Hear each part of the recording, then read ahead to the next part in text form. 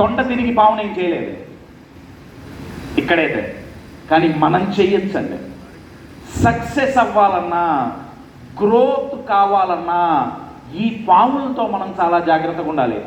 అవి ఏంటి అనేది నెక్స్ట్ 45 minutes 1 hourలో మనం డిస్కస్ చేద్దాం. ఏ ఏ పావులు మన సక్సెస్ని ఆపేస్తాయి, ఆర్ ఏ ఉంటే మనం గ్రో అవుతాం అనే వాటి గురించి మనం డిస్కస్ చేద్దాం. నాకు స్లైడ్ కావాలి. నేను ఒక ఎగ్జాంపుల్ ఇస్తాను. నెక్స్ట్. నేను గత 12 ఏళ్ళుగా ఈ ఫీల్డ్లో ఉన్నాను. ఈ 12 ఏళ్లలో ఎంతోమంది స్పీకర్స్, ట్రైనర్స్, కోచెస్ నేను ఎంతోమందిని కలిశాను. ఎంతోమంది నాకు నేర్పారు. 95% గోల్ సెట్టింగ్ నేర్పిస్తారండి, కానీ గోల్ అచీవింగ్ నేర్పిరు. నేను మీకు ఒక ఎగ్జాంపుల్ ఇస్తాను. ఇండియాలోనే కాదు, ప్రపంచ దేశాల్లో ఎక్కడికి పోయినా బిగ్గెస్ట్ ఛాలెంజ్ ఏంటంటే ఎదగడానికి మోటివేట్ అయ్యి గోల్ పెట్టుకుంటాం, కానీ పెట్టుకున్న గోల్ని మర్చిపోతాం. దాన్ని ఇంగ్లీష్లో ఒక లైన్ అన్నారండి, బీయింగ్ ఇన్స్పైర్డ్, స్టేయింగ్ మోటివేటెడ్. అంటే బీయింగ్ ఇన్స్పైర్డ్ అంటే డిసెంబర్ 31 డిసిజన్ తీసుకున్నాం, రే కుమ్మేద్దాం, నాలాగా నాకు బాగానే పట్టున్నవాడు ఒకడు రేపటి నుంచి జిమ్ముకు పోయి యోగా చేసి కానీ 31 ఏం చేస్తాడో వాడు 1వ తారీఖు లేవడు. గోల్ పెట్టుకున్నాడు, టైం టేబుల్ వేశారు, స్కెడ్యూల్, మోటివేషన్ అన్నీ, కానీ 1వ తారీఖు నిద్ర లేవాల. ఇన్స్పిరేషన్ అంటే ఏంటంటే మనం పెట్టుకున్న గోల్ రీచ్ అవ్వటానికి మనం తీసుకునే ఫస్ట్ 5 to 6 స్టెప్స్ని నేను ఇన్స్పిరేషన్ అంటానండి. అర్థమవుతుందా? 70% ఆఫ్ ద పీపుల్లో ఇది లేదు. థింక్ బిగ్, పెద్దగా ఆలోచించారు. ఆయన గారు అన్నారు కదా, dreams should never let you sleep అని ఆయన గారు అన్నారు కదా. సో కలలు కంటున్నారు, కానీ యాక్షన్స్ లేవు. ఆ 30% మంది యాక్షన్ తీసుకున్నారు. అంటే వాళ్ళు జిమ్కి వెళ్ళారు, 2 రోజులు వెళ్ళారు, 3 రోజులు వెళ్ళారు, ఇంట్లో మొత్తం 6 ప్యాక్ బాడీ బిల్డర్స్ ఫోటోలు వచ్చినాయి, మొత్తం యూట్యూబ్లో అన్ని దాని ఏమంటారు డైట్ రిలేటెడ్ ఛానల్స్ అన్ని సబ్స్క్రైబ్ అవుతాయి, లేకపోతే ఫిట్నెస్ రిలేటెడ్ ఛానల్స్ అన్ని సబ్స్క్రైబ్ అవుతాయి. ఎన్ని రోజులు? 1 నెల. చాలా మోటివేషన్ ఉంది. అయితే 1 నెల అయిపోయింది. తర్వాత ఓల్డ్ యోగా డే, శీర్షాసనం. 10 రోజుల తర్వాత శవాసనం. మనం యాక్షన్ తీసుకోవడాన్ని ఇన్స్పిరేషన్ అనుకుంటే, తీసుకున్న డిసిజన్ కంటిన్యూ చేసి మన గోల్ రీచ్ అవ్వటానికి కావాల్సింది మనకి మోటివేషన్ అండి. మీకు ఒక ఎగ్జాంపుల్ ద్వారా చెప్తే, గోల్ ఒక కార్ అనుకుంటే, రైట్, కార్ స్టార్ట్ అవ్వాలంటే కీ కావాలి.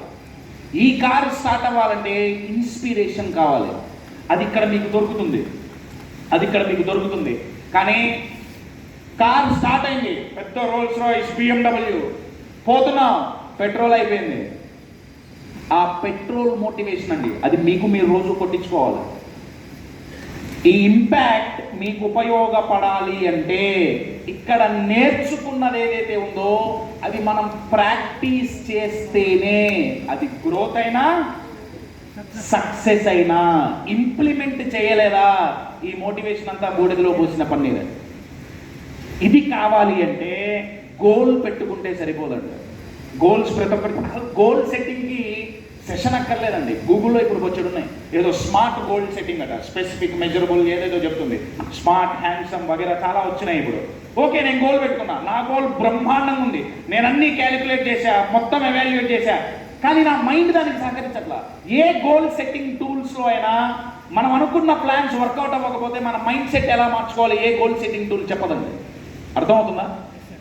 సక్సెస్ అవ్వాలి, గ్రో అవ్వాలి అంటే ఒక గోల్ పెట్టుకుంటే సరిపోదు, దానికి తగ్గట్టు మైండ్ సెట్ చేసుకోవాలి.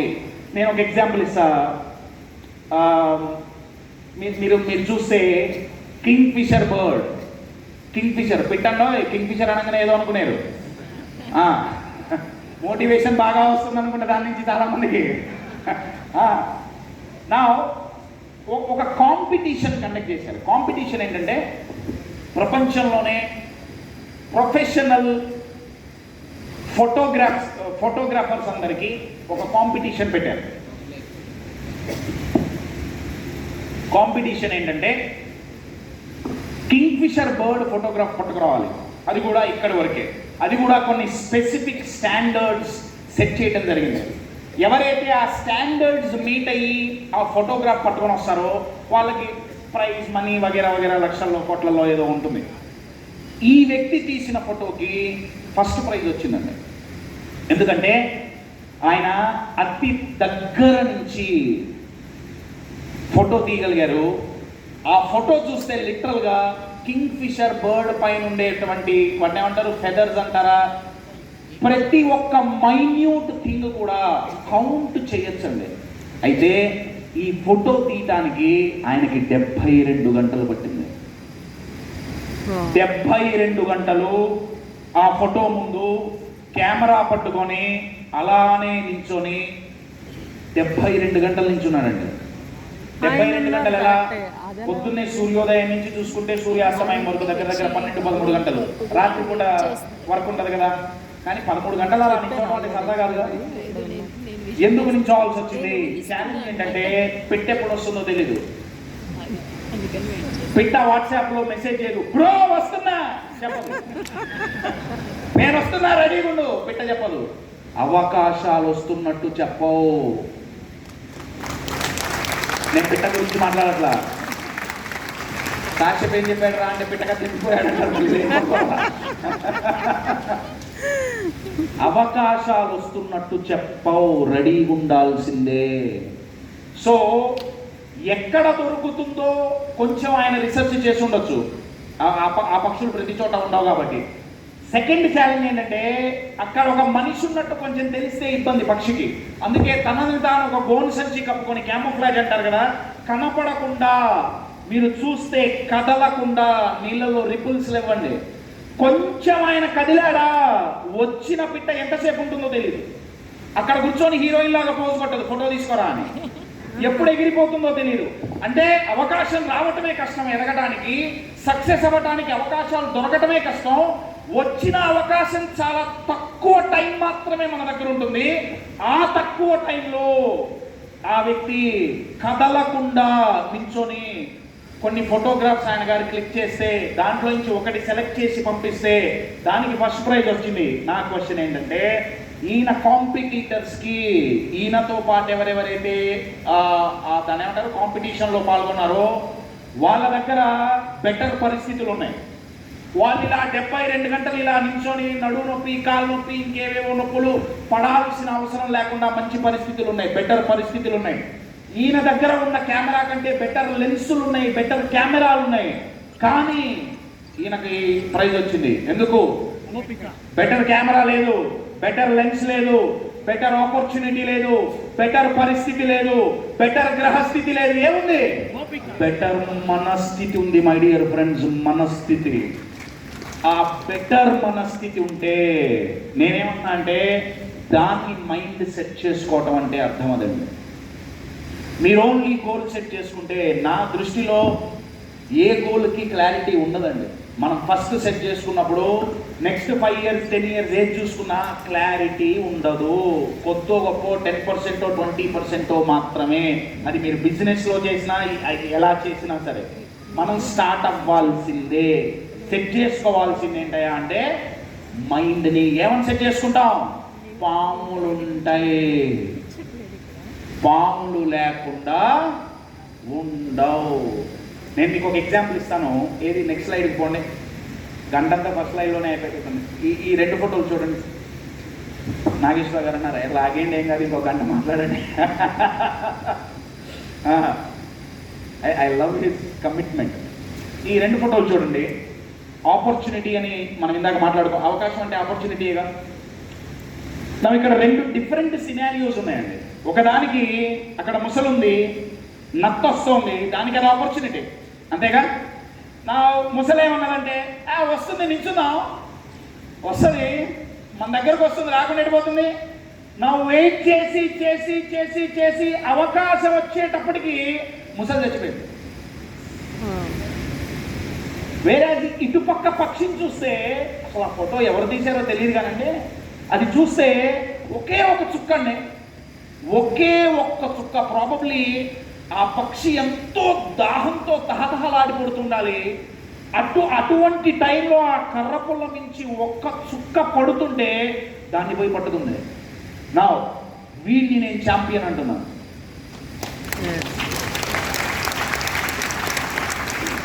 సక్సెస్ అవ్వాలి, గ్రోత్ కావాలి అంటే మైండ్ సెట్ ఇలా ఉండాలి.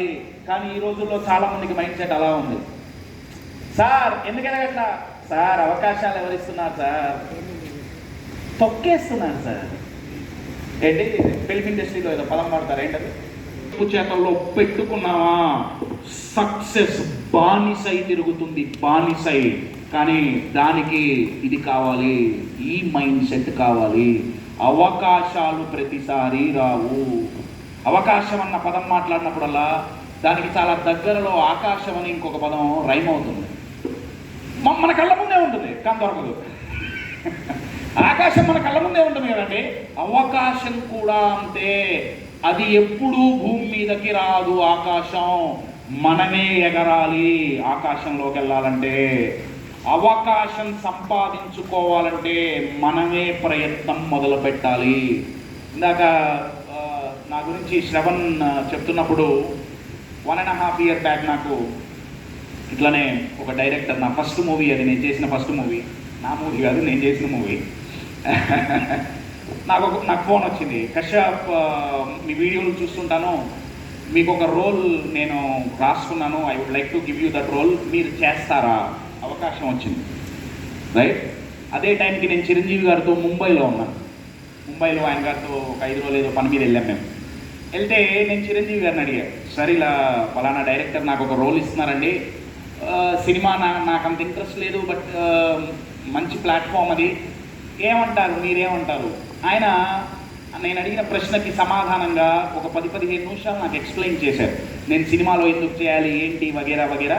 కోచింగ్ మాత్రం వదిలేదు కశ్యప్ అని ఆయన ఏదో చెప్పారు. ఆ చెప్పిన దాంట్లో నాకు 2 లైన్స్ నా బాగా మైండ్లో వెళ్ళిపోయినాయండి.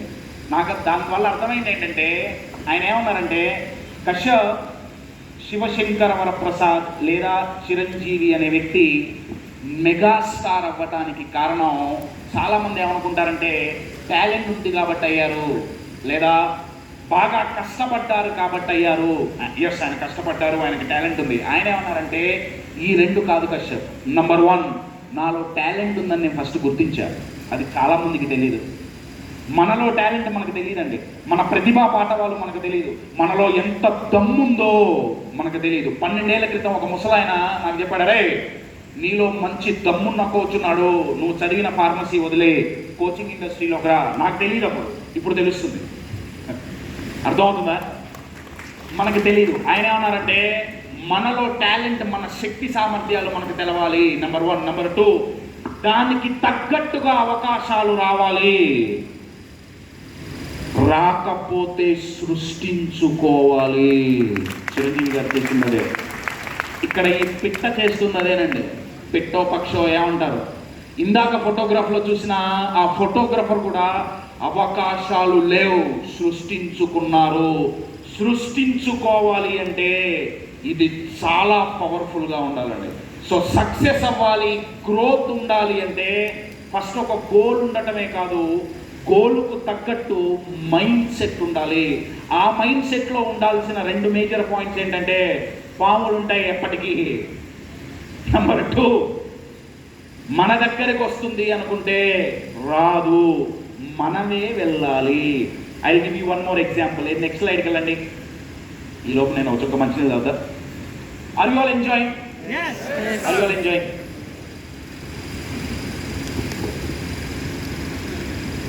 ఒకసారి ఫోటో చూడండి, ఏమనిపిస్తుంది ఫోటో చూస్తే? Fear, depression. బయట లోపల? లోపల డిప్రెషన్, అది ఫియర్. బయట లోపల? లోపల. ఇంకా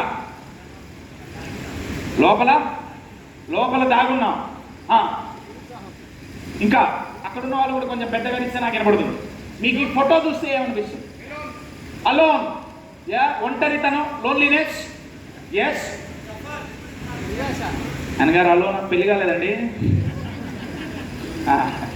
యా, భయం లోపల బయట, లోపల భయం బయట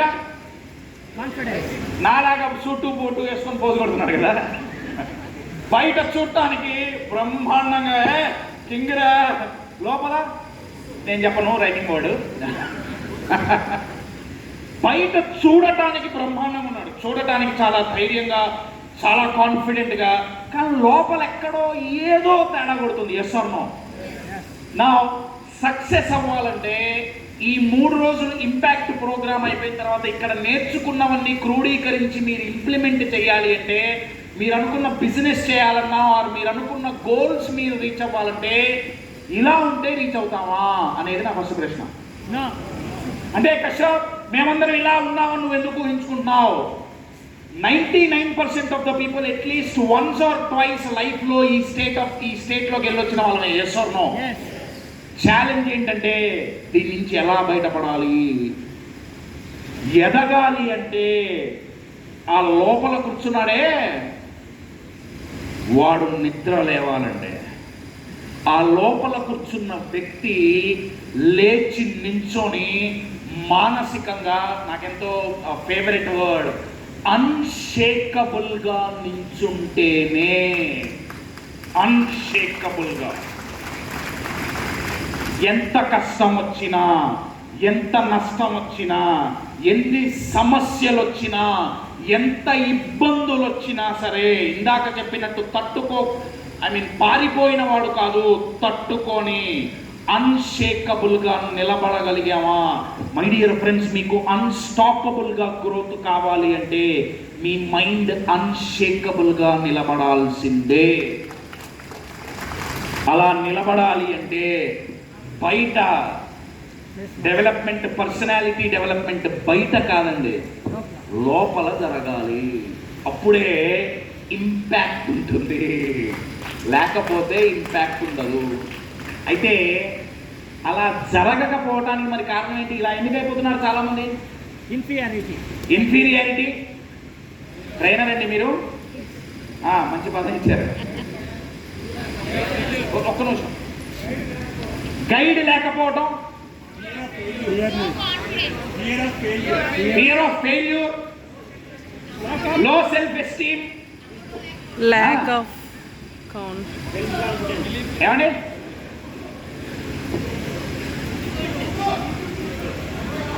ఆహారం, ఫిజికల్ అయినా సరే, మెంటల్ అయినా సరే, ఫిజికల్ ఫుడ్ అయినా సరే, మానసిక ఆహారం అయినా సరే, అది చాలా డేంజరస్ యాక్చువల్గా. మానసిక ఆహారం సరిగ్గా లేకపోవడం. ఇందాక మీ పేరండి వేణుగోపాల్ గారికి shall we give a big round first of all. Venugopal గారు అక్కడ శాండ్ ఆర్ట్ చేస్తుంటే నాకు అనిపించింది, దాన్ని మీరేమంటారో, ఆ ఫ్రేమ్ని ఏమంటారో నాకు తెలీదు, అది మన మైండ్ అండి. ఆ ఇసుక మన ఆలోచనలు. ఆ ఇసుక పోసి ఆ ఇసుకలో మీరు భయంకరమైన, చాలా భయంకరమైన, లేకపోతే అసహ్యకరమైన ఇమేజ్ తయారు చేయొచ్చు, లేదా ఇన్స్పైరింగ్ ఇమేజ్ అయినా తయారు చేయొచ్చు. ఆయన సెకండ్ ఆప్షన్ తీసుకున్నారు. మనం మన మైండ్లో శాండ్ ఆర్ట్ ఎలా చేసుకుంటున్నాం? ఆయన గారు అన్నారే, ఆహారం, మన ఆలోచనలు ఎలా ఉన్నాయి? ఒక ఆలోచన చాలా డేంజరస్ ఆలోచన దీనికి దారి తీస్తుందండి. నెక్స్ట్ వెళ్ళండి, నేను చూపిస్తా ఆలోచన ఏంటనేది. కరోనా కూడా పనికిరాదు దీని ముందు. అక్కడ ఏం రాసిందనేది పక్కన పెట్టండి. కంపారిజన్. ఆ ఫోటో చూడండి ఒకసారి. మీరు కంపారిజన్ అన్న పదం చూస్తే దాంట్లో ప్రిజన్ అనే ఒక పదం దాగుందండి. అందుకే మేము దాన్ని హైలైట్ చేసి పెట్టాం. అంటే నేను ఇంకొక వ్యక్తితో కంపేర్ చేసుకుంటున్నంత కాలం నన్ను నేను మానసికంగా జైల్లో బంధించుకుంటున్నా. ఆ ఫోటో చూసారా? మీరు క్లాప్స్ కొట్టాలంటే కొట్టద్దు, జిఎస్టీ ఏమేయం.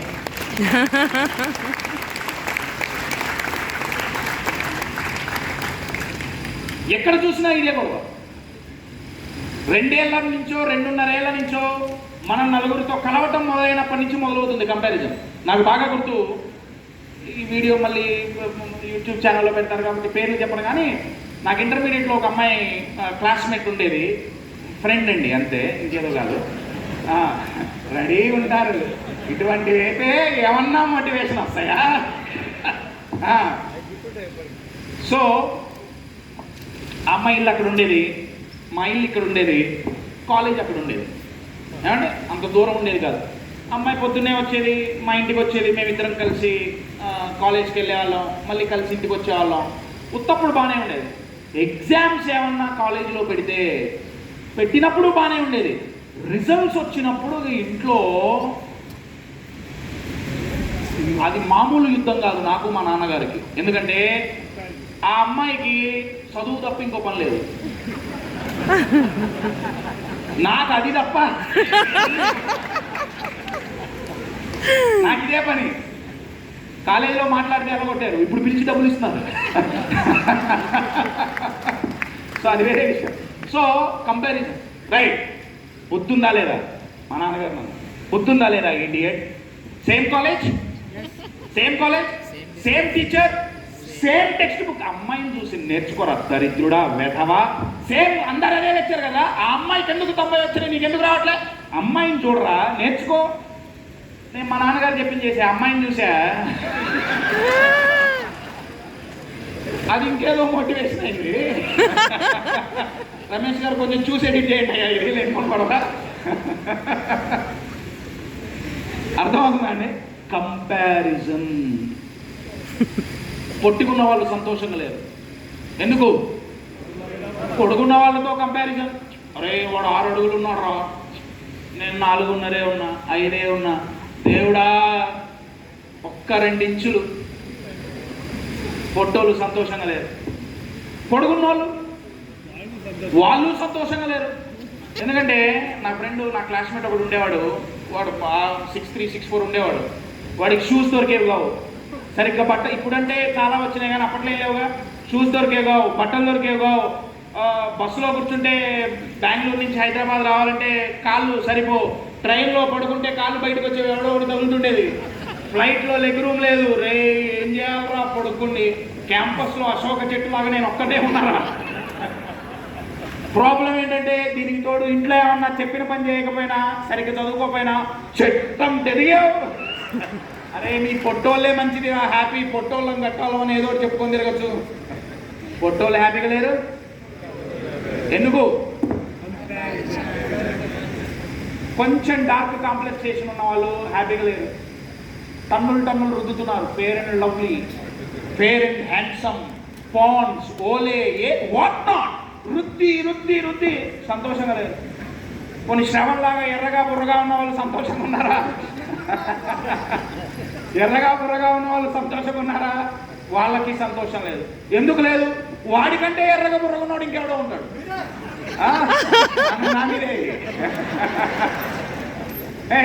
లేదా ఇప్పుడు ఎందుకండి ఈ కలర్ ఏం చేయాలి? నవ్వితే ఇక్కడ ఎర్రగా అవుతుంది, కోపం వస్తే ఈ బుక్ ఎర్రగా అవుతుంది, ఇంకొంచెం ఏదో అయితే ఇక్కడ ఎర్రగా అవుతుంది. ఓ జోకర్ లాగా. నల్లగున్నోడు హ్యాపీగా లేడు, తెల్లగున్నోడు హ్యాపీగా లేడు. పొట్టిగున్న వాళ్ళు హ్యాపీగా లేరు, పొడుగున్న వాళ్ళు హ్యాపీగా లేరు.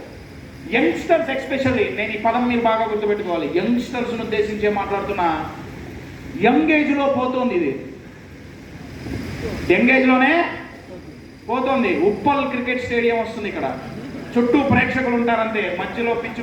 యంగ్స్టర్స్ను ఉద్దేశించి మాట్లాడుతున్నా మహాప్రభు. పెద్దవాళ్ళు ఎవరుంటే పట్టుకొని తీసుకోవద్దు. వాళ్ళు పాపం బాధపడుతున్నారా, అయ్యో జుట్టు పోయిందే, నాకు జుట్టు పోయింది. వాళ్ళు హ్యాపీగా లేరు. పోనీ ఉన్నోళ్ళు సంతోషంగా ఉన్నారా? విరాట్ కోహ్లీని చూసి ఇటు నేషనల్ హైవే సేవ్ చేస్తారు, ఇక్కడ ఇంకొక నేషనల్ హైవే సేవ్ చేసి మధ్యలో ఒక ముళ్ళ పంది నించుంటుంది.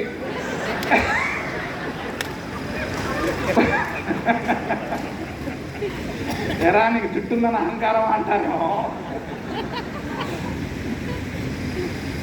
పొట్టిగున్న వాళ్ళు హ్యాపీగా లేరు, పొడుక్కున్న వాళ్ళు హ్యాపీగా లేరు, నల్లగున్న వాళ్ళు హ్యాపీగా లేరు, తెల్లగున్న వాళ్ళు హ్యాపీగా లేరు, జుట్టున్న వాళ్ళు హ్యాపీగా లేరు, జుట్టు లేని వాళ్ళు హ్యాపీగా లేరు, చదువుకున్న వాళ్ళు హ్యాపీగా లేరు, చదువుకోని వాళ్ళు హ్యాపీగా లేరు, సంపాదించిన వాళ్ళు హ్యాపీగా లేరు, సంపాదించిన వాళ్ళు హ్యాపీగా లేరు, సక్సెస్ అయిన వాళ్ళు హ్యాపీగా లేరు, ఫెయిల్ అయిన వాళ్ళు హ్యాపీగా లేరు. In short my dear friends, 95% of the people are not happy because of one damn reason: comparison.